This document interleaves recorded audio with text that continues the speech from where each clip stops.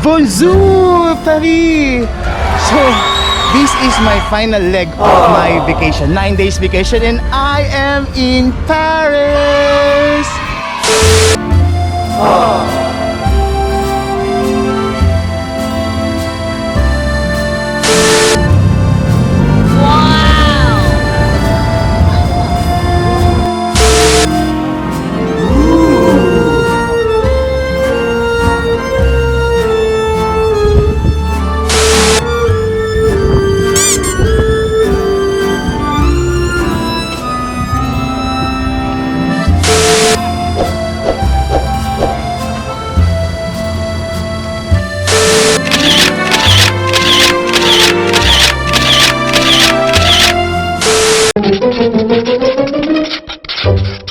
Ano na?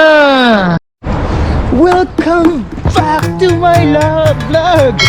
Bonjour, Paris! So, this is my final leg of my vacation. 9 days vacation and I am in Paris! So, samahan nyo ako to roam around Paris. I'm just gonna be visiting maybe 3 Arc de Triomphe, Eiffel Tower, Arc de Triomphe, and Louvre. And let's see kung anong makukuha ko at nakikita ko doon. Alright? So, I'll see you. Bonjour! Panganay? Bonjour. Panganay.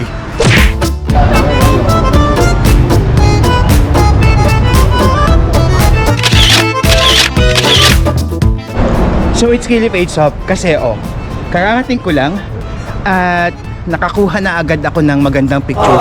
So, saan nga ba ako pumunta? Early morning, I'm ready na mga 8 o'clock dito sa Avenue. There's a friend and may competitor Brasserie Coffee. Tapos ayan na agad ang spot ng Paris, ng Eiffel Tower. So walang tao, nung dumating ako walang tao. And then suddenly nakita ko ng iba na nagpipicture and then they found me. Nagpa-picture sila dahil maganda daw akong photographer. Okay, well, so let's roam around. So I'm currently now here in Paris and pangarap, wala talagang imposible sa pangarap. So thank you so much, Lord. As soon as makakita ko ng simbahan, definitely I will get into it and ating papasukin siya. Alright, thank you. Hello. So kagaya nga ng sabi ko, it's really surreal na nandito na ako sa Paris. Although yung impression ko around Paris is parang mas maganda pa ang Czech Republic, Vienna, something like that. And of course, kaya lang siguro sila sikat is because of the landmark, yung Eiffel Tower. But overall, impression is nice. I really love it. At saka nakaka-overwhelm. Nadudulog na ako na. Parang lagi mo na lang gusto magsabi ng bonjour, panganay. So, ayan, nandito na ako sa Paris, guys. And paano ba ako nakarating dito from Vienna, Austria? So, nakabili ako ng ticket na worth 107 euro from Vienna to Paris, Orly. So, from Paris, Orly, sumakay ako ng bus ng Orly bus.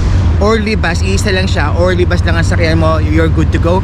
And then, ninavigate ko na lang doon. From there, bumaba ako sa Monte, something like that. And sumakay ako ng bus number 88 which lead me to my hostel. I'm only staying in hostel kasi budget traveler lang naman ako. Hindi naman ako super luxurious. So, dyan na lang muna. More on gala at saka more on tips pag habang naglalakad tayo. Alright?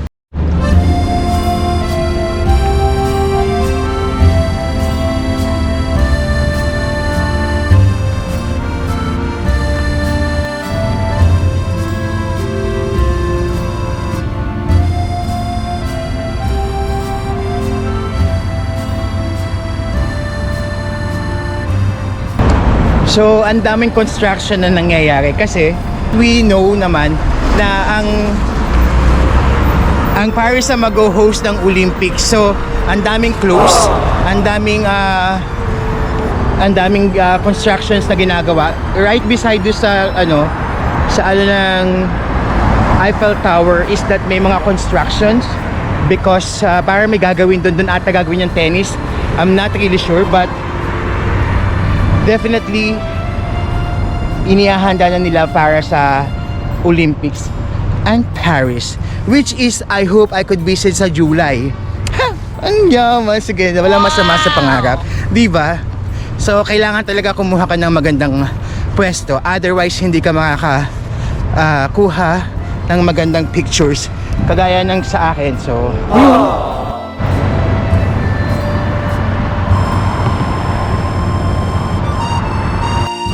another Eiffel Tower. Hindi nagsasawa. So ang ganda kasi gawa ng 8 o'clock lang ngayon. So wala pang katao-tao halos, wala kang kaagaw doon sa pagkuha ng video, pagkuha ng picture. So ayan. So ayun na, nandito ako sa baba, bumaba lang ako ng bridge, tapos nakakuha na ako ng magandang pwesto uli. Ayan siya.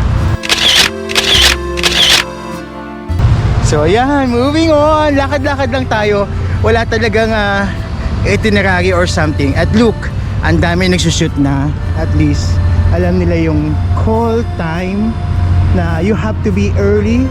You have to be super early talaga. Ayan, photo shoot. Are you going to get married or something? Yes. Okay, guys. So kinuha ko ng pictures yung dalawang ikakasal. So ayun sila. And tinulungan ko na rin sila kung paano kumuha na, tinulungan ko na lang sila para kumuha ng pictures. So they were there. And ayan. So it really pays off talaga pag early morning ka. So ayan. I think namamagod na ako ng kauntian. Isang spot pa lang, pero definitely kailangan i-worth it dahil I have free today, free tomorrow, and 14 will be coming back to Dubai and work again. Yun lang naman talaga, you have to like work and travel. Work and travel, mayaman. Okay, I'll see you when pag nasa Arcul de Trump na ako. Okay, bye! So, continuing our journey. So, after ng Eiffel Tower, I went straight to Arcul de Trump. So, from Eiffel Tower, naglakad ako ng 22 minutes para ma-reach ito. So, kitang-kita mo naman ang oiliness na, di ba? So, ayan, Arcul de Trump. So, pangatlo na ito sa nakita ko na Arcul. The first one is in India. The second one is in Bucharest, Romania, and this is the third one. So the third one is the most original dahil dito kinopya yung sa Romania at saka yung dito yung kinopya yung sa India, sa Delhi. Yeah, sa Delhi, India. Hindi ko lang alam kung meron pang ibang Arcul de Trump dito sa mundo, kung ilan sila. Pero basically, Arcul de Trump ng Paris ang pinakasikat.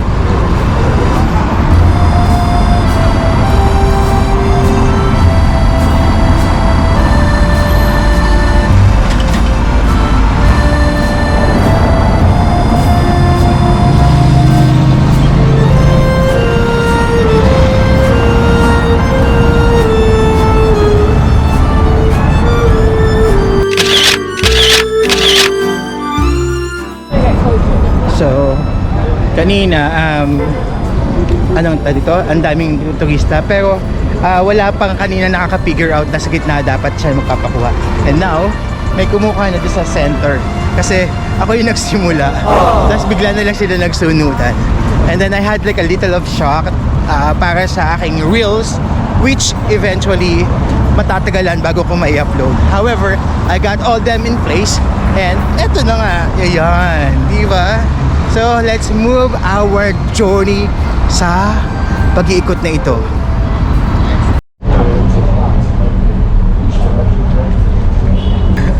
Welcome back. So, nagutom na ako and sabi ko makakuha muna ng coffee or something. And gusto ko sanang umupo doon sa mga stalls at saka doon sa mga cafe na nasa labas. However, hindi kami magkaintindihan nung one na tinuturo ko yung order.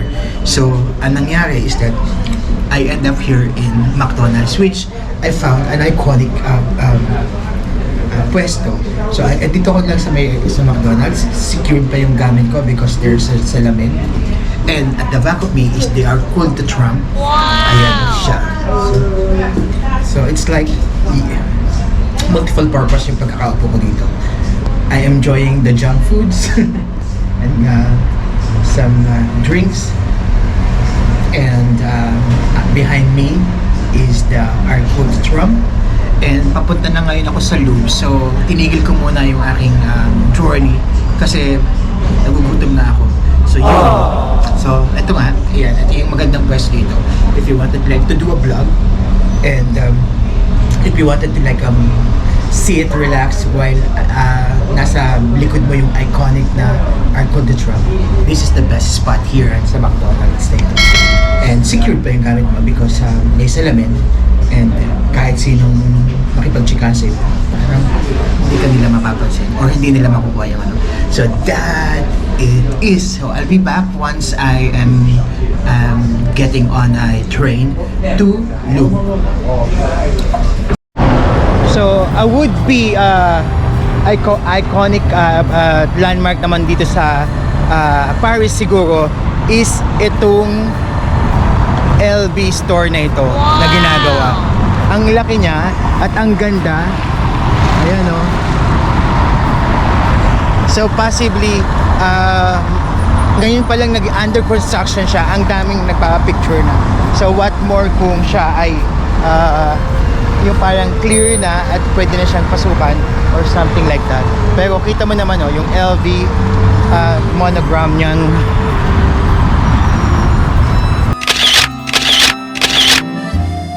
So now let's move to our next destination, which is ang ating Louvre.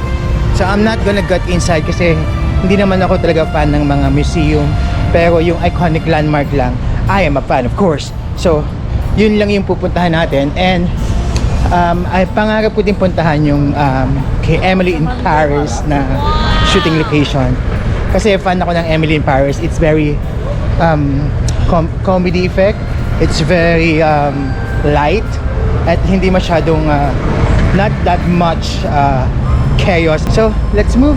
And itong LV store na ito or LV sign na ito is just a few walks away from dun sa Arcul de Trump. Alright, I'll see you when I get to Louvre. Okay, I was actually looking and asking for a lot of things about the card, and Madame helped me. Let's say hi to my vlog. She actually explained me everything, and I will have a card which I could use for 10 years and recharge, and I could lend it to my friends. And thank you so much. You're welcome. It's fun to play. Yeah, thank you. Now we did it on the machine. Yeah. I close everything. Yeah, sure. See, I thought, sabi, French people are like snobbish. Oh, no. But see, sabi, they said French people are so snobbish, they will not help you. But it's different from this lady. So, ito, try natin ngayon yung metro ng subway ng Paris. So, I'm currently here in George B. And I'm moving to the Louvre. So let's get inside and how this will go. So let's check kung ano ba. So I need to be in Palace. So let's go to the Palace. So ayan, George B.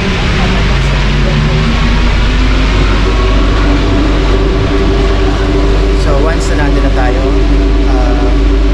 ating pag-aralan. So nakakatuwa naman, may mga tao talaga na sa customer service lang magmaigil. So anyway, I'll be back pag nandun na tayo sa view. Alright? So back to our vlog. So medyo luma na ang kanilang train, but hindi naman ganun ka-tricky. So all you have to do is be alert kung saan ka babagsak or kung saan ka baba. So it's basically the train is almost the same as the train sa ibang Europe country. All you have to do is to be alert. Where are you going? Where are you dropping? Where are you exiting? Otherwise, if you exit on the other side, there would be a consequences that you end up on the other side of the road. So yun. So now I'm here in Louvre. I'll be checking out only the outside of the area. I'm not going to hello. I will not be going inside. I'm just gonna be on the outer side and take a picture. Yeah. So that's it. There you go.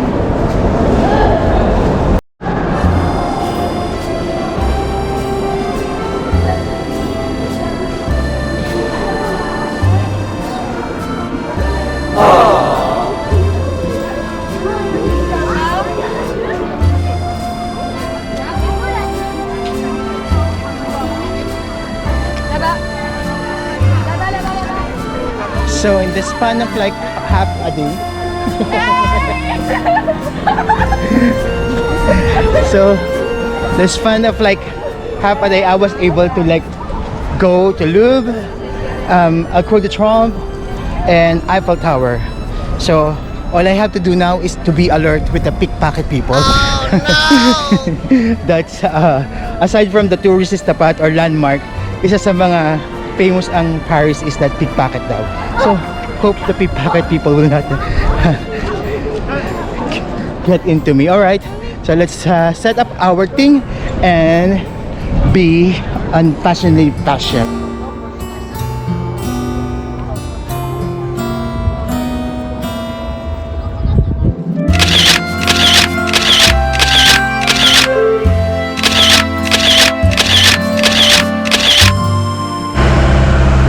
Bonjour Paris! Panganay Paris! So welcome back to my channel. So ito na nga, nandito nga ako ngayon sa Louvre. Isa sa mga iconic area ng Paris. Isa sa mga iconic na kailangan magpa-picture. So I had the pictures already. Klak, klak, klak, klak. Ang dami. So ngayon, medyo late na akong dumating. Although, hindi ko naman kailangan. All I have to do is like to get a spare, to get a better area kung paano ako makakapag-take ng pictures. So, hindi ko naman maiiwas na yung tao, but even though, at least maano mo siya, makukontrol mo yung location sa mga tao. So now, nakapagpa-picture na ako. I'm done with my 3 agenda, which is Eiffel Tower, Arc de Triomphe, and this final is Louvre. So I will be going home muna to take a rest kasi parang hindi pa ako nakakatulog ng maayos. So doon sa front na ito yung Louvre, tapos ito ata yung sa likod, whereas you could actually take up good pictures ng Eiffel Tower. Pero I don't think na mayroong magandang spot ngayon kasi ang dami kasing constructions na ginagawa in preparations for the Paris Olympic. So isa sa mga ginawa ko nga is that since gusto ko mag-navigate ng public train nila, I bought this one for like 20 euros, including na ng all-day pass na siya kahit saan. So medyo mahal compared to sa other Europe, but I think it's more convenient para hindi na ako bilhin ng ticket. I just tap in and tap in and tap in. So this will save the day para hindi ako maglakad kasi I tried to walk from my hostel to Eiffel Tower. Medyo naubos na agad yung aking energy, na-exhaust na agad ako. So ayan. So as of the moment, ang daming tao. See?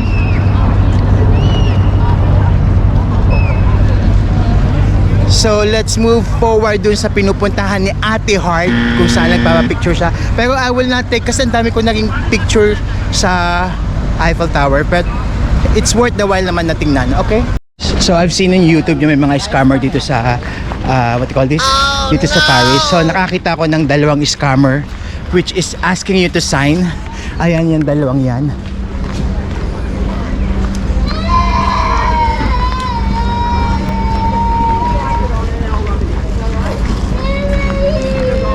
Ayan yung dalawang scammer.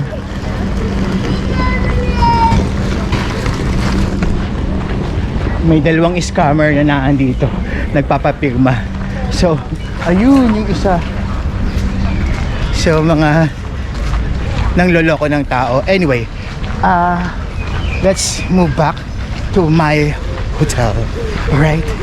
A few moments later.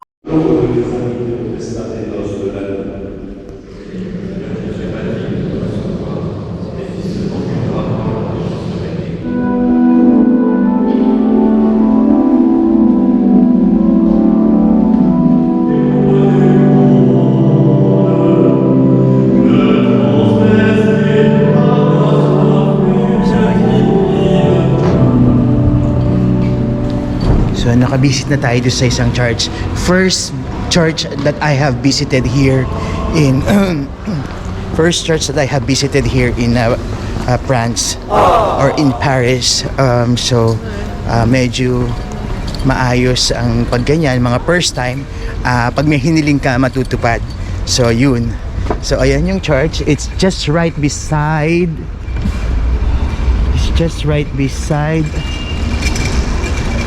dun sa hostel ko. So ayan yung hostel ko, and this is the church. So ayan. So that's the first church I have visited. Hindi kagaya doon sa Munich, may mass ongoing on French, and nakakatuwa talaga pag sila nagsasalita. Anyhow, so like what I've said, visited the church, pray again whatever I am praying. First church done. So let's see kung makakakita pa tayo ng more of the church here in Paris. So nakakatuwa lang kasi gamit na gamit ko ang word na bonjour at saka nagsave ko pag sinabi pala nilang abo, goodbye, diba? So that is in Paris. Bakit kailangan pag lagi mo pamasok or nasa restaurant ka o may grinid kang isa ba, bonjour. So mamaya magpapalisan ng bonjour. Si bonjour, then sasunod ay bonjour. Alright. Yes. So from my hotel I took the Charles train going to Cardinal kasi diba, as one of my agenda here in Paris is to visit Emily in Paris shooting location. So I am not really sure where to exit. There we go. So una daw, punta ko yung Pantheon kasi naandun 2 to 3 minutes walk going to sa shooting location ni Emily. So there you go. Kailangan i-exhaust ko yung Metro card kasi sayang naman. Alright, so finally arrived here at the Pantheon. Ito na ba siya? I'm not really sure. Google ko kung siya na nga. So basically, kaya ito napuntahan ko na dahil 2 to 3 minutes daw away from Emily in Paris shooting locations, malapit lang talaga dito. So let's check.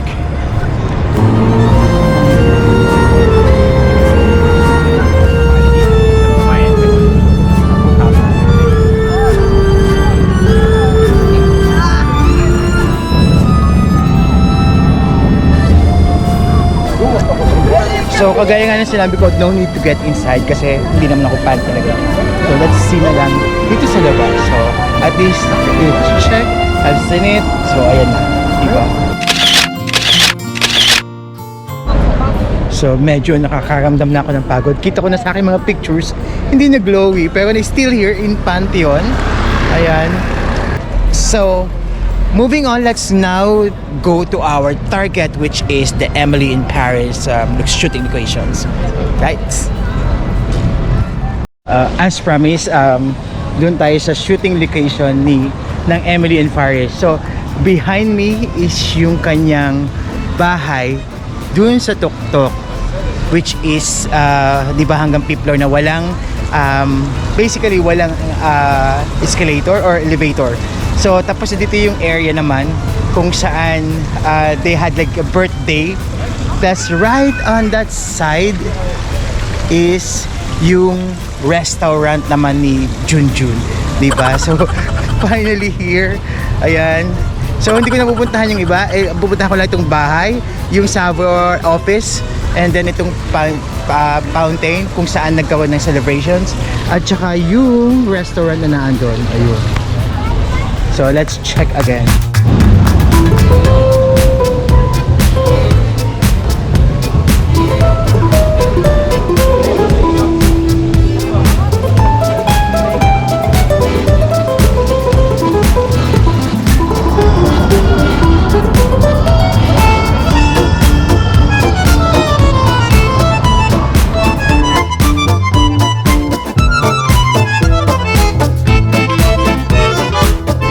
So right beside nung Pantheon, this is the Pantheon, is a good, I mean, there's a church. There's a church right here. Puntahan natin siya. So another first for me sa church na ito, para makapag-pray, humingi ng pasasalamat, at saka humingi ng mga next na wishes natin.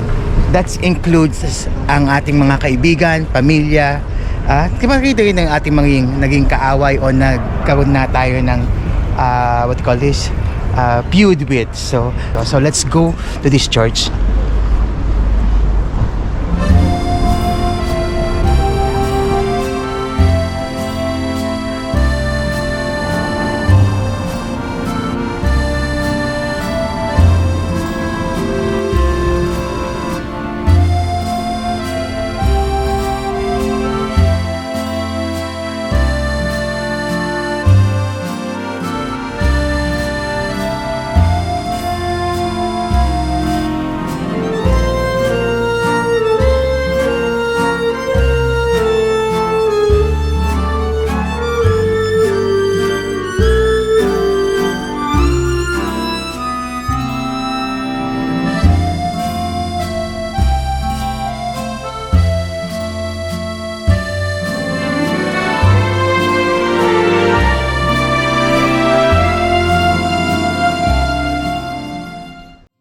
So ayan na nga, galing na tayo doon sa simbahan. Anyway, there is a new thing. So right beside ng Pantheon, dito lang sa left side, makikita mo na yung Notre Dame. Ayun siya. So might as well puntahan na rin natin siya. So finally reached the Notre Dame, and it's right here.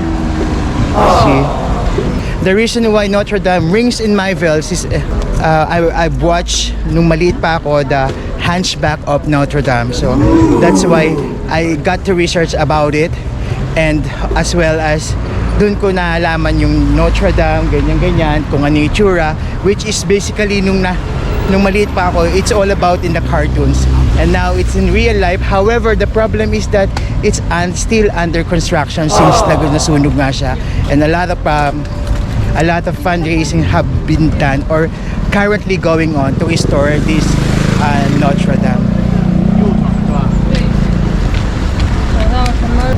So unluckily, it's not yet in its full glory, but definitely just gonna check the front side at least to have pictures of it and how beautiful it is, even if it was burned or under construction. So I'm gonna hoop on to the other side just to have pictures of it.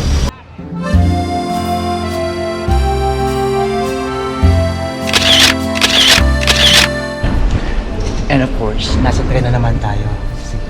Minamaximize ko kasi yung binili kong 1-day pass na unlimited para masave ko naman yung pera ko doon sa hindi pala 20 euro, 18 euro lahat including the card, which yung card is good for like 10 years na.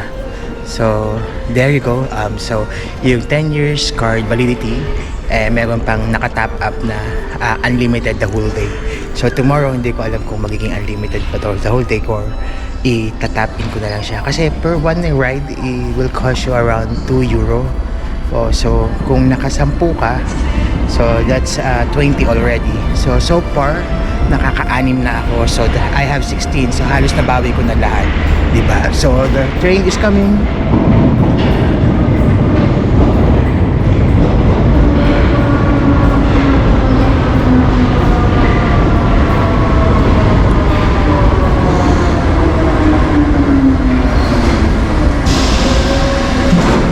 So this train will lead me to my hostel.